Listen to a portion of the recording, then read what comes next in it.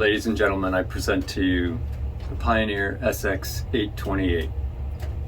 Before I talk about this wonderful receiver, I ask you to please subscribe, like the video, all that kind of stuff that I hate to ask you to do because it seems kind of silly and petty in a way. But if I don't get more subscribers, the channel is going to die. That's just the plain truth of it. I have gotten a lot of new subscribers recently, and I really thank you for that. And the views on my channel spiked and then fell. Right? Not quite back to the basement where they were, but I don't know, man. Anyway, please subscribe. It really helps. And do like the video. That really helps. Please watch the video. That really helps. Anyway. Okay, enough of all that. I want to talk today about the Pioneer SX-828. This is my most extensive restoration job. I'll show you some pictures from stills that I took of all the components that I took out of this machine.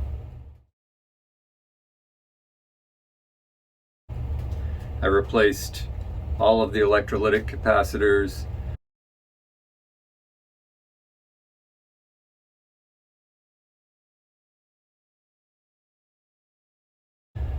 I replaced a lot of the other capacitors. I replaced almost all of the resistors. Replaced almost all of the small transistors, and even some of the not so small ones. It's quite an extensive list. I think components alone cost about $100, and that's quite a lot for components that cost, typical resistor is about 10 cents, a little more maybe. So I replaced a lot of components in this. The idea being, though, that it should last another good 50 years. I replaced all the lights, of course.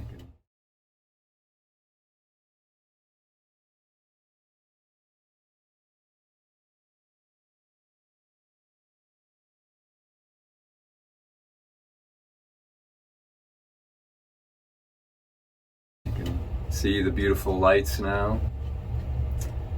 Just replaced all of those with LEDs. This took a long time. I don't know that I'll ever do another restoration quite like this one, quite as extensive. This thing is crammed full of boards. It's a difficult machine to work on because all the circuit boards are just kind of crammed in there.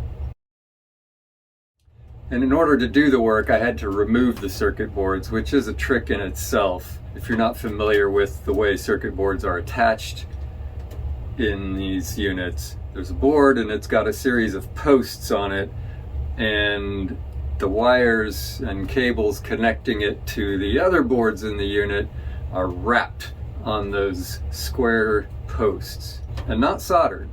And that's called wire wrapping, and it's actually makes a really good connection. You get essentially a cold weld between the wire on the corners of the post. So you don't want to try to take those wires off. Rather, what I did was unsolder the posts themselves and take those out, and that enabled me to pull the boards out.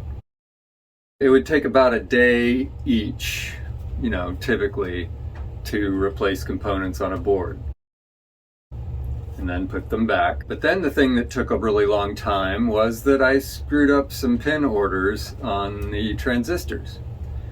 Kind of easy to do, easy mistake to make, and going forward I've instituted, I hope, measures that will allow me not to make that mistake again, or at least not to the degree that I did. Essentially got a lot of the transistors in backwards or wrong pin order and had to track every single one of those down and fix it, and that took a lot of time. So this restoration took a lot of time.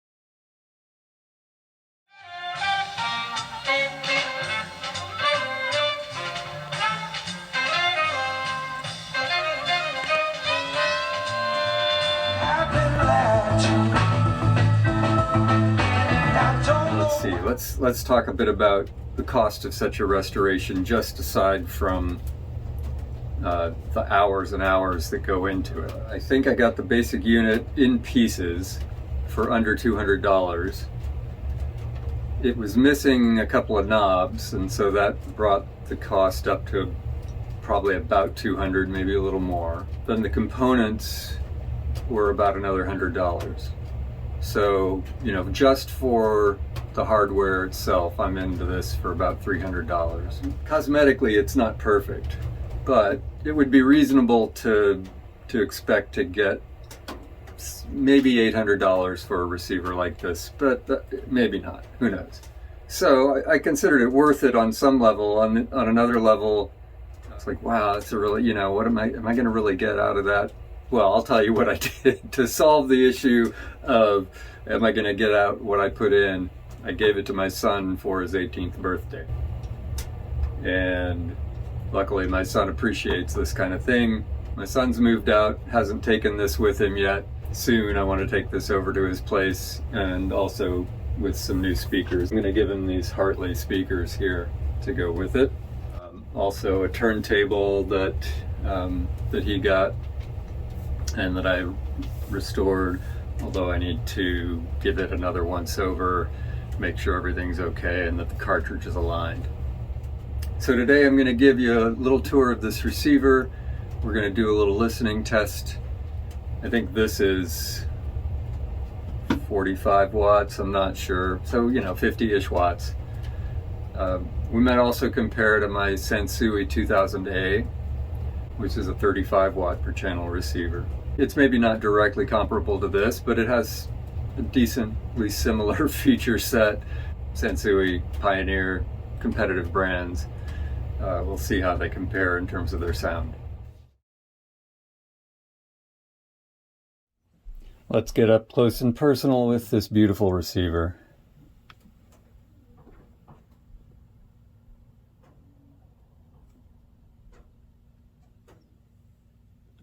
So this is both the power on switch and the switch to switch among speakers. So the first click gets you to speaker A, then to the speakers off to use the headphones, and then to B, C, A plus B, and A plus C. So the settings allow you to have 3 sets of speakers hooked up, but only 2 at a time. If you have more than 1 pair of speakers, then they should be at least 8 ohm speakers.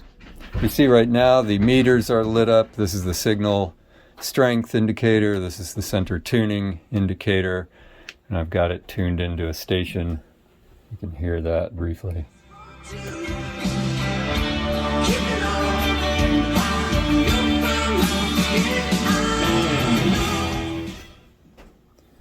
I didn't do a great job on the dial pointer light. You can barely see it. And that's because I put in an LED and I put it in sideways the same way that the bulb goes, which is bad because LEDs are so directional. So I should have figured out a way to point it forward, although maybe there wasn't room for doing that. Right here we've got 2 headphone jacks. Then we have bass control, and it's a split control, so we can independently control the left and the right bass. Similarly for the treble. Here we've got 2 filter switches, one for low. Low filter goes on that way.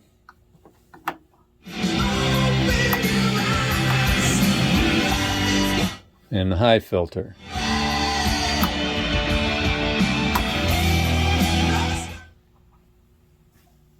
Balance,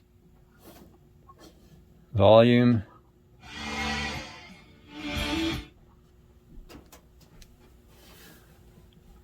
the loudness,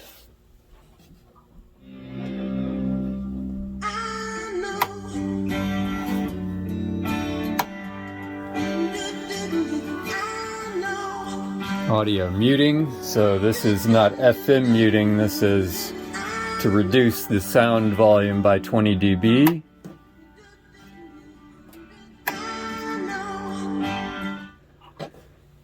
Two tape monitor switches. So we've got inputs for two tape players. Working our way over here, we have the mode for normal, stereo reverse, left mono, left plus right mono.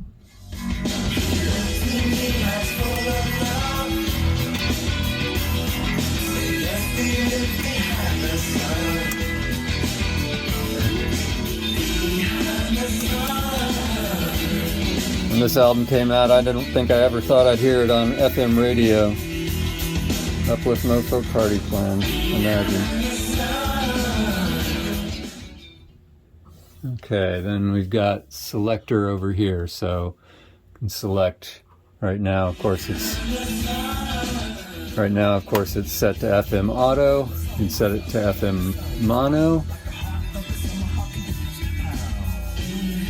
which is odd that it doesn't take the stereo light out. I'm not sure what's up with that. Anyway, go to AM. We've got phono 1, phono 2, mic, and auxiliary.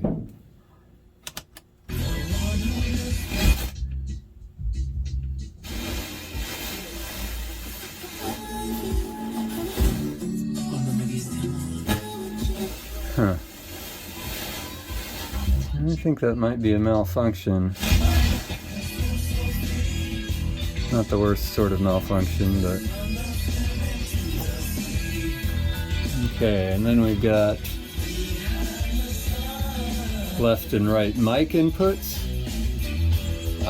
And the infamous dimmer switch here.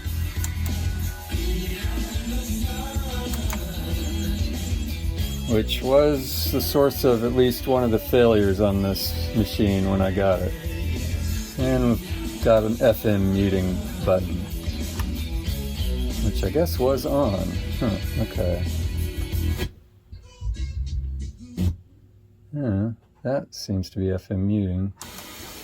Interesting how it seems to be inverted. I guess the default is we have FM muting and we can turn it off by pushing the button.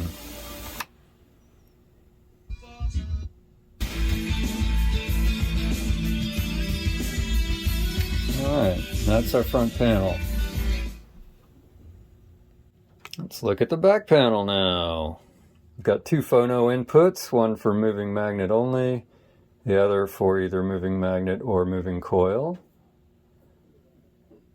We've got auxiliary, we've got a record and playback DIN input, we've got record and monitor also just for tape 1, and then tape 2 we just got the RCA ins and outs. We've got pre-outs and main ins, currently of course bridged. Here's our ground input for the phono. It's got the usual sort of heinous old style Pioneer wonky plug type speaker jacks. I've replaced one set of those with 5-way binding posts. We've got our AM antenna here. Got a fuse box. Got power outlets down here. And we've got antenna connections up here. So it does pretty decently with reception. Right now I've just got an old lamp cord hooked up as an antenna. And I'm in the basement. And as you could hear, it had pretty good FM reception. Of course that is a local station, but still. It was good. Let's take a tour around the unit here, just checking out the cosmetics. So it has a wooden case with wooden veneer, walnut. As you can see, there's some chips in the veneer. It's far from perfect. I have, let's see, what did I do? I think I used the Howard's Restore finish, and then on top of that I used Brie Wax, which is a wax finish, so it's buffable, and it looks pretty nice. Again, not perfect, and it's gotten dusty in my son's room, but I've managed to buff it out pretty nicely. This little box is for installing a step-up transformer in order to use a moving coil phono cartridge. I don't have that installed. It's a rather handsome unit.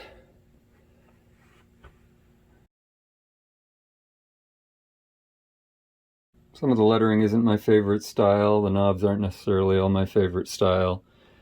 I do really like the dial lights. That blue's really nice, similar to what Marantz was doing then and for a while after. Pioneer abandoned these black dials with blue lights for the full-on silver face. And those look nice too.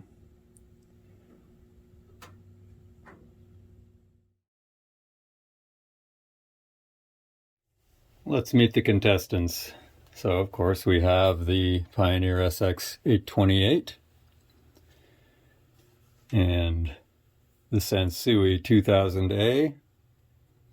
I've not done all that much work to this. Most of the work I've done on this has been cosmetic and also work at treating the various pots.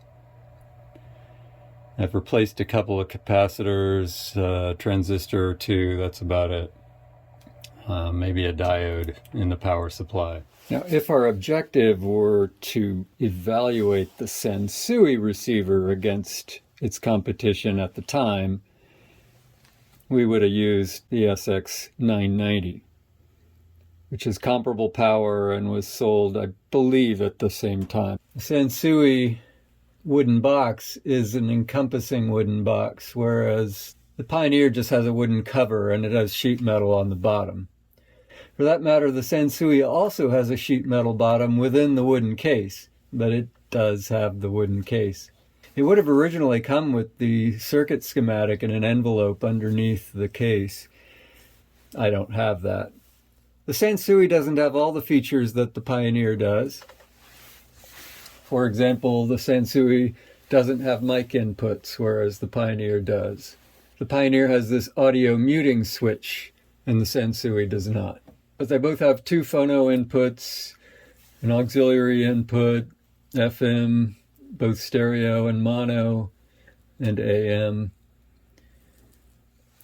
The Pioneer has jacks for 3 speakers, whereas the Sansui has only 2. Still, the Pioneer can only play 2 sets of speakers at the same time, similar to the Sansui. The Pioneer has this mode control, which gives us stereo reverse or normal. But the Sansui can also reverse the stereo here, and it can do mono.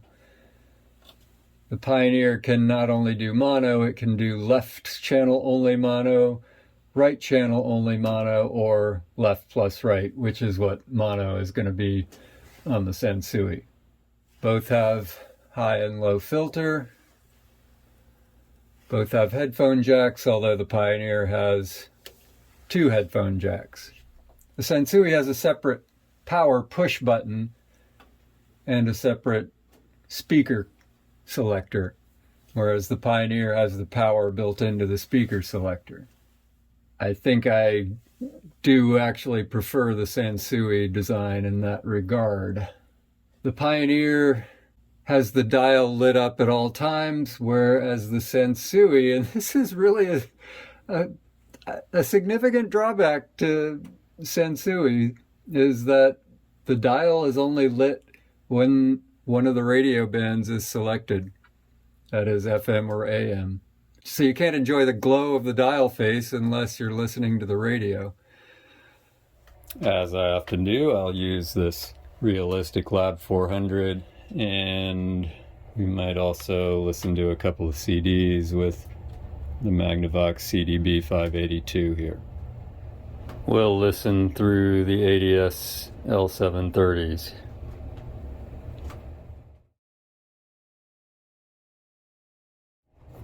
All right, the music to listen to. We'll do Rifle Spiral off of Port of Morrow by the Shins. I really like this album a lot. like the Shins a lot. Production's amazing. A lot of nice sound. We'll do More Than a Feeling off of Boston. First album by Boston. Nice intro build. I think that'll be a nice test for listening. We'll do Wouldn't It Be Nice from Pet Sounds by the Beach Boys. Lovely album, lovely song. I'm going to do a song that's not the hit off of this Rickie Lee Jones album. Haven't quite decided between Easy Money, Danny's All-Star Joint, and Coolsville. So we'll see. We'll do the title track off of Master of Puppets by Metallica. And then for our digital selections, Just What I Needed from the Cars. And Babylon Sisters from Gaucho by Steely Dan.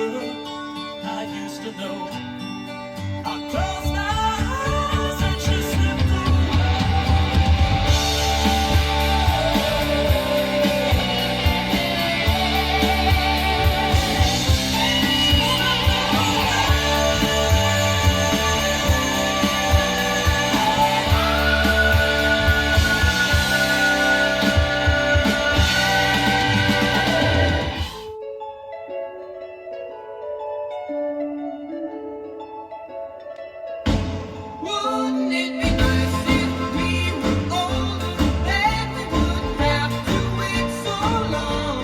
And wouldn't it be nice to live together in the kind of world where we belong?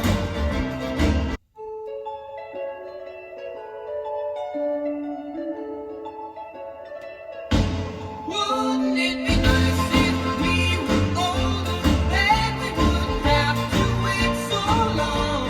And wouldn't it be nice to live together in the kind of world where we belong? What happy times together we'd be spending. I wish that every kiss was never ending. But wouldn't it be nice? What happy times together we'd be spending. I wish that every kiss was never ending. But wouldn't it be nice? Maybe if we think a mission open great might come true. Run, run, you. Maybe then there wouldn't be a single thing we couldn't do. We could be married, we could be married, and then we'd be happy, and then we'd be happy. But wouldn't it be nice? Maybe if we think a mission open great might come true. Run, run, you. Maybe then there wouldn't be a single thing we couldn't do.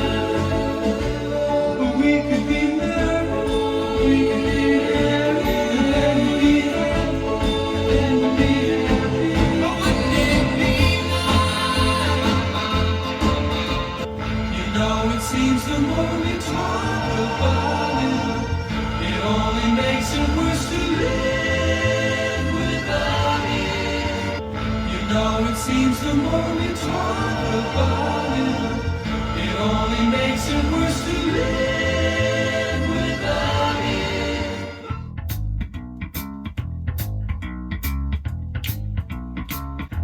Down the stairs, the daddy's all star joint. They've got a jukebox that pulls the toy. Devices, sisters in the back all day. When nighttime comes, hey, hey, there's it.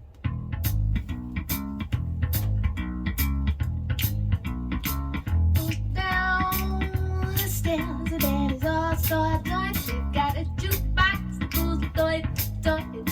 Devices, sisters in the back all day. When nighttime comes, hey, hey, there's it. Talk about your people in a one-way. Talk about your people till your hair turns gray. Sisters in a mustard, she loves to walk the puppy. Pickles in the radish, she never gets enough. Talk about your people in a one-way. Talk about your people till your hair turns gray. Sisters in a mustard, she loves to walk the puppy. Pickles in the radish, she never gets enough. She don't know your name, she knows what you got from your matchy ball to the chicken in the pot. Chicken in the pot, chicken in the pot, chicken downstairs and in the outside joint. Got it jukebox, good toy. Big old snapping delights will make your feet bounce down in your IMD doors. Yeah. She don't know your name, she knows what you got from your matchy ball to the chicken in the pot. Chicken in the pot, chicken in the pot, chicken downstairs and in the outside joint. Got it jukebox, good toy. Big old snapping delights will make your feet bounce down in your IMD doors. Yeah.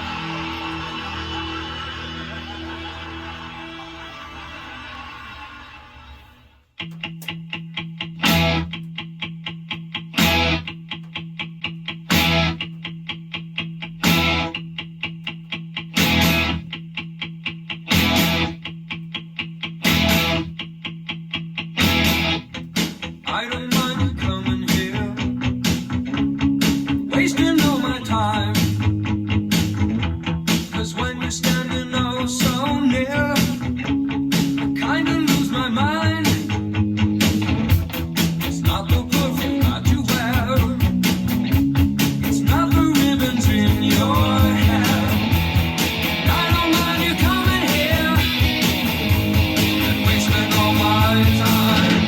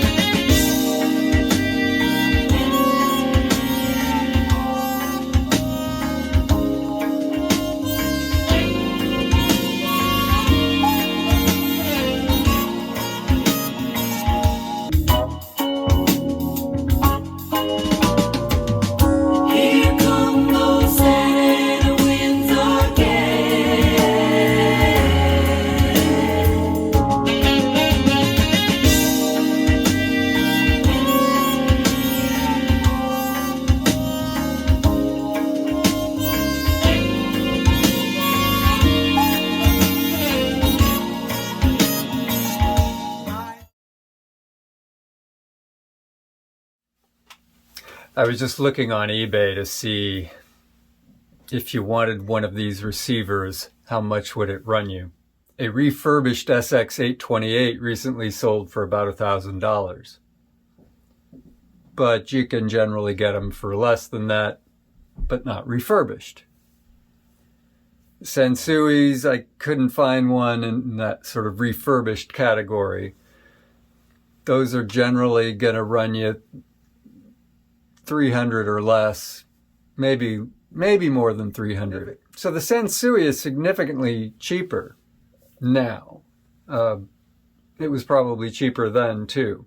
Is the price justified by the difference? The Pioneer has more headroom. It has more power. Now, most of the listening tests were done at moderate volume. The songs that I played on the CD player were kind of loud. I may think differently once I listen to the recordings side by side, so to speak. But the Sansui did have a little bit of distortion on some of the louder bits. Perhaps. Was I playing it at anything like 35 watts per channel? No. But I don't know. Maybe it may be that the sound quality of the Pioneer is simply a bit better. Again, I'll have to listen back to the recordings to see what I think. I'll tell you how these two receivers figure in my life. I got the Sansui for $5 at a yard sale. And the story's a little more complicated than that, but I got it for $5. I almost got rid of it before I discovered that the intermittent channel problem could be fixed with some spray in the volume pot. And that was kind of the eye-opener for me in terms of repair of vintage audio equipment. I discovered that it really wasn't that hard to bring back a lot of these vintage pieces. And even when it was hard, I could do it. So the Sansui for me kind of represents that, first of all, that amazing find that all of us vintage receiver hunters want. And the nearly slipped through my fingers before I realized that it was entirely serviceable. The Pioneer, as I said at the beginning, I gave to my son. And I put a lot of work into it to completely refurbish it, replacing most of the components inside. Really all but a few of the components inside. So in terms of time and money that I've invested, the Pioneer is hands down the winner. Like I said, I spent about $300 on it, and I put an amazing amount of time into bringing it back to something like new condition.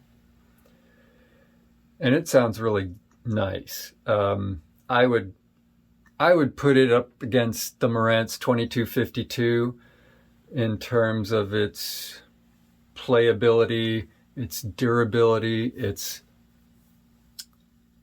aesthetics. Given that the 2252 is later model by several years than the 828.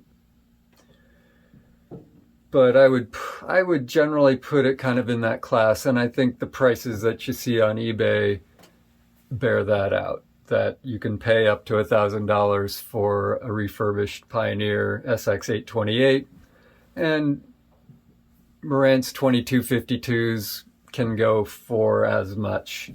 Not usually, though. I mean, that $1,000 for the Pioneer is relatively rare. I mean, it really has to have been totally overhauled, but this one has. So, yeah, I'd put it up there in that kind of category. The Sansui, on the other hand, is my keeper. I do not plan on ever selling it. I could change my mind. Right now, it's not my daily driver receiver, but it was my daily driver until recently when it got put aside for tube amp. And I first used the tube amp with the Sansui preamp outs, but the Sansui preamp output I think with the phono input, it only goes up to 0.5 volt, which is not enough voltage to drive my Beaver Valley tube amp to its maximum power. It needs 2 volts input.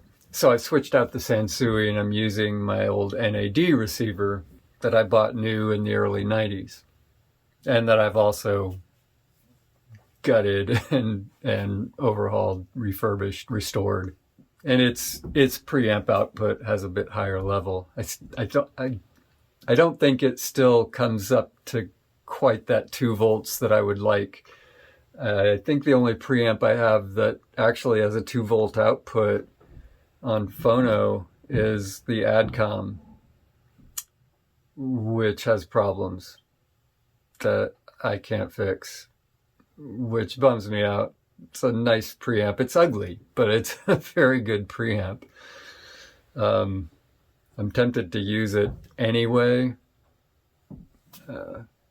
It won't turn off, and I think the tuner is probably unusable. But I don't want it. I don't want to listen to the tuner anyway.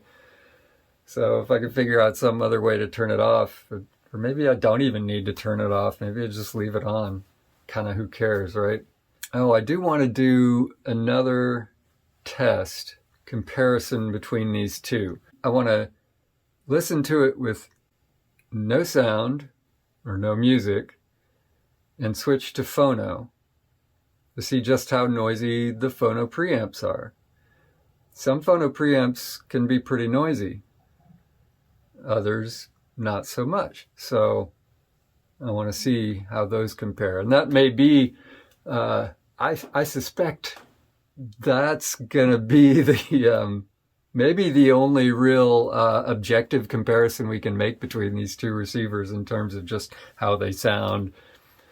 I mean, let's talk about this, how they're supposed to sound, what the reputations are. The Sansui has a reputation for being very warm sounding. In the past, I've noticed that when I've switched it for the NAD, which has a very flat, some might say clinical sounding response, that I can get the NAD to sound like the Sansui by turning the bass up a little bit. So the Sansui is a little bit bass heavy. I think it still rolls off in the deep bass, so it's got that warm sound. The Pioneer SX-828 doesn't have that same warmth. Like I said, I've listened to it as my daily unit for a while before I gave it to my son. It sounds very nice, but it doesn't have that same warmth. But it does have a nice body to it. Pioneer doesn't have a reputation for having a distinctive house sound the way Sansui does, and perhaps Marantz as well. So let's check out those phono preamps. I'm actually really curious to hear the results of that one. So I've got the camera set up right in front of the tweeter in mid-range on the ADS L730, the left channel. And I'm going to do the test. I'm going to switch to phono. And now I'm going to start turning up the volume, and I'm going to turn it to max.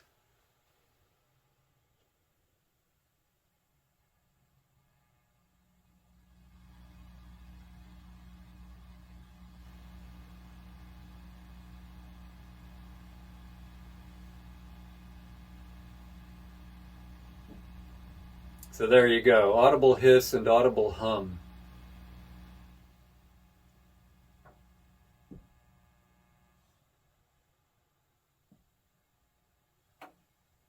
The hum comes in at about 4 on the volume. The hiss starts to become really pronounced at about 7 on the volume and gets louder. And that's full volume.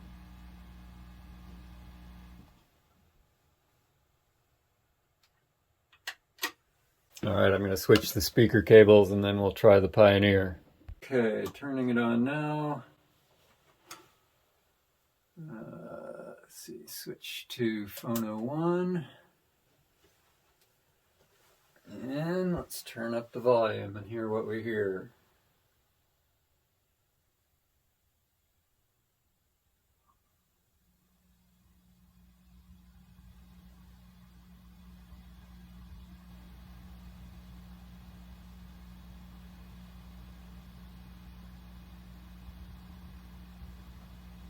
It doesn't have that same hum.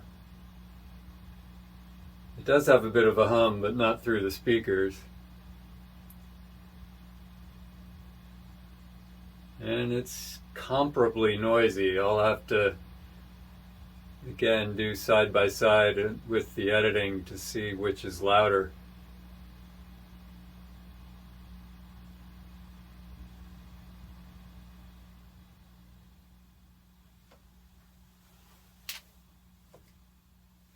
So this is at 5.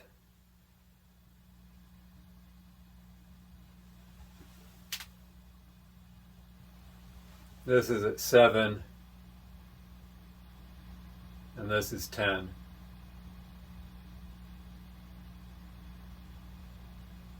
Now where we were listening during the listening test was at 4. And let me put it at 4.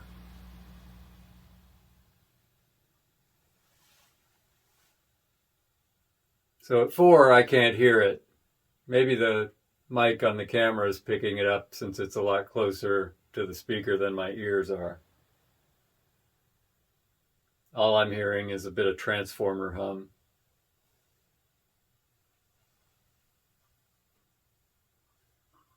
All right.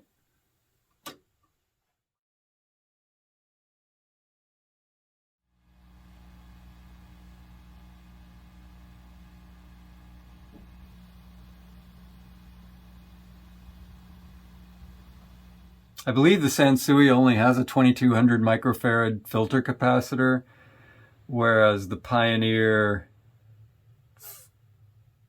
and so it has no hum whatsoever, whereas the Sansui has an audible hum.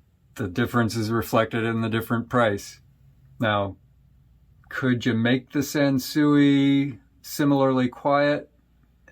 You could boost the value of the filter capacitor, but you can run into trouble when you do that. You got to be careful about just jacking up the filter capacitor value. It can, the inrush current, if the power transformer is not built to deal with that, you can burn out the transformer. The Sansui, I believe, does not have a speaker protection relay, and so it can't go into protection mode as can the Pioneer. So the Pioneer has more features, and it's representing at least a couple years of technological breakthrough, I suppose, because, the SX-990, which was being sold at a similar time as the Sansui, also doesn't have protection relay. It, in fact, makes a kind of a thump when you turn it on, which is a bit alarming.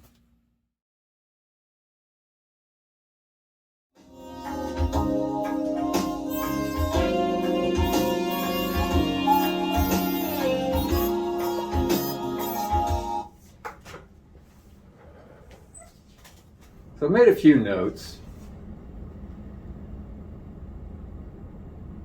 The differences between these two receivers are subtle, at least at modest volume. The SX-828 is louder, duh.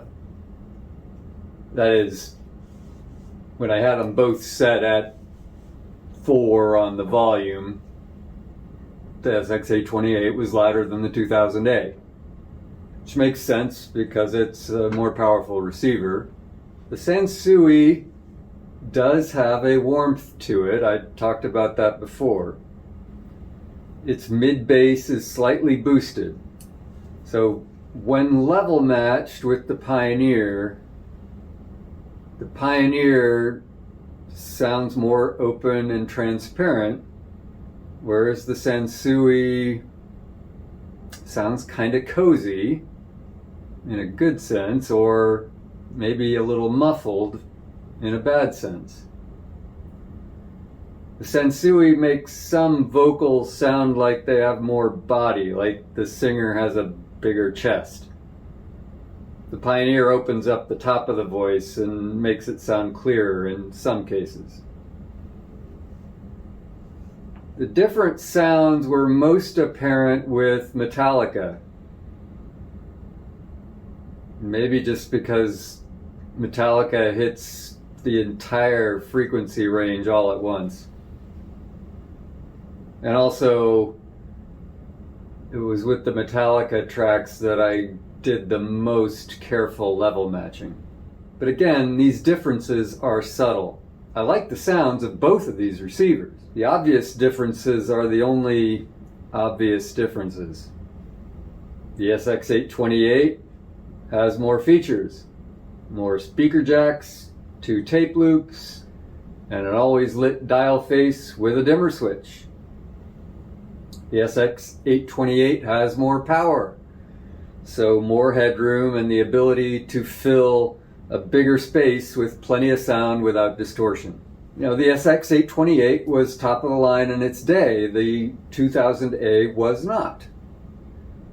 I believe the 5000A was the top of that line for Sansui. I'm just running a little comparison in my head between the Pioneer SX-828 and my Marantz 2252. Now nominally, the Pioneer has more power at 60 watts per channel at 1 kilohertz. I'd have to look again at the specs for the Marantz to see whether that 52 watts per channel is specified at 1 kilohertz. If you look at the listing for the SX-828 on Hi-Fi Engine, it says the power is 54 watts per channel. If you read the manual, it says 60 watts per channel into 8 ohms at 1 kilohertz over the entire frequency range, 20 hertz to 20 kilohertz, 54 watts per channel. I don't know how that's measured. Whether that's with, say, pink noise or white noise or what. So, for what that's worth. So, I don't know whether the Marantz power rating of 52 watts per channel into 8 ohms is a 1 kilohertz or across the frequency range reading. I know this has been a long video, but I'll put chapters in it so you can skip all the sound tests if you'd like. I thought about breaking this up into parts and just like, look, if you want me to spend that much time on my videos, I'm going to need more subscribers. I'm going to need to get monetized, whatever. It's just not worth it to split it up. You can navigate as you will. I hope you enjoy it though. I hope you got something out of this. You know, I see videos, a lot of channels where they say, you know, I don't want to give you sound clips because they're meaningless. And it's true that you're not going to hear on this video exactly what these receivers would sound like in your room on your system. But if you play the video on a good sound system or headphones or what have you, you'll be able to hear some difference. Again, you won't know exactly what these receivers would sound like in your room, but you can get some idea of the difference from the sound clips. So they're not useless. They're not completely diagnostic. I mean, you know, let's go through all the things that are going to make music sound different in your system. The first of which is going to be your speakers, and the second of which is where you put your speakers, and the third of which is what you have on the walls and the floor and the ceiling. You know, you can probably hear, for example, my voice in this room sounds quite a bit different from my voice in other rooms in which I've recorded for this video. My basement in particular. You know, this is a much liver room. Is that right? Yeah, whatever. This room is liver, more live, echoey than my basement, which has a lower ceiling, more clutter, just a lot more stuff to disperse and absorb sound. There's a lot of hard surfaces in this room, even with the acoustic tiles, but they're way up there, you can't see them.